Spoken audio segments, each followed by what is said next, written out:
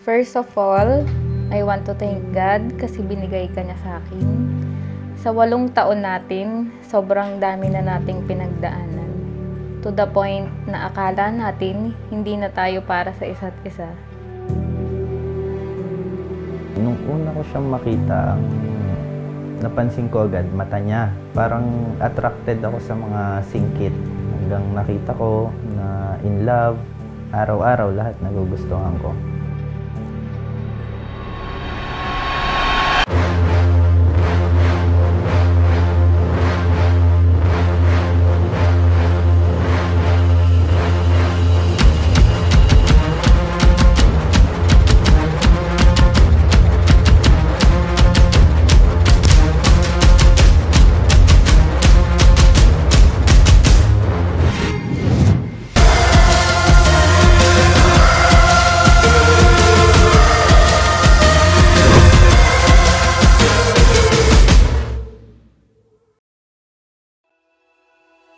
Thank you sa lahat ng pagkakataon na hindi ka sumuko sa akin, sa pagmamahal at sakripisyo na ibinibigay mo.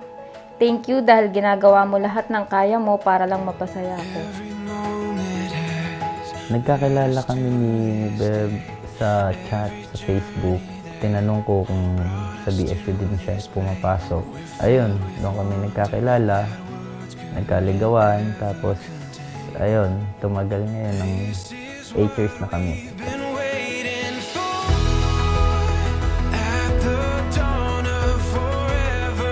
Whoa!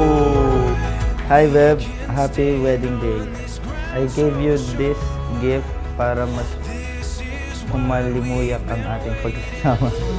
Thank you for everything. I love you. Sabi ninyo, perfect 10.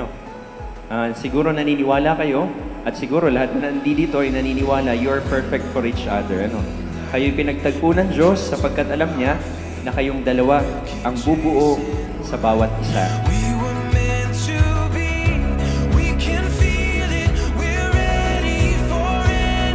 Uy, ano to? Wow.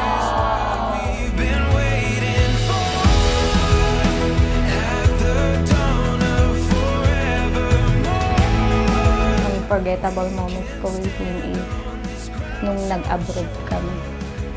Anong meron sa Ulit ba ko yan?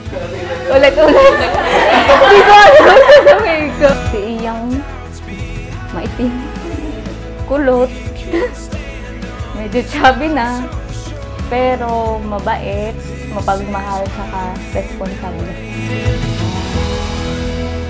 Ian, Zendy, kayong dalawa ay pinagtagpo ng Diyos sapagkat alam niya sa kanyang plano, kakailanganin ninyo ang isa't isa sa papaanong pamamaraan.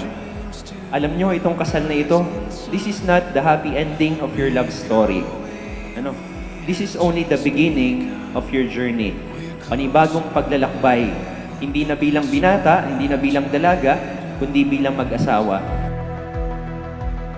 Nagsisimula pa lang tayo at alam kong sobrang dami pa nating pagdadaanan.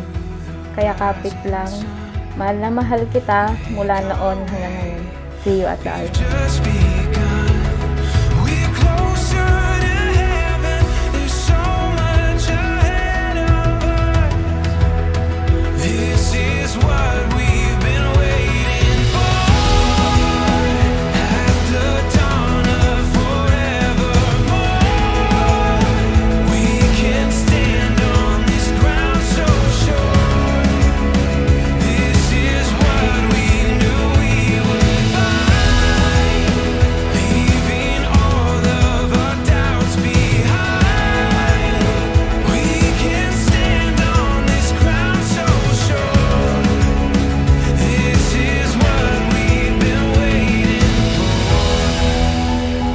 Pangibigay ang unang halik bilang mag-asawa